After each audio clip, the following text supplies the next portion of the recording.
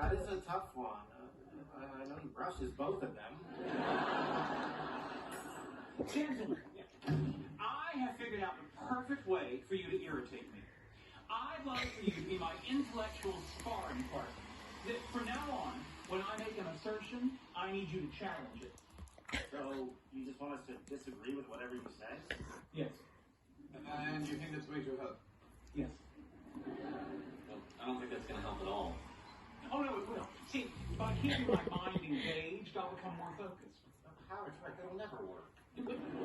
Stop fighting me on the premise. It's scientifically valid. I'm going to advance propositions. I just want you to challenge me. I don't think that's what you want at all.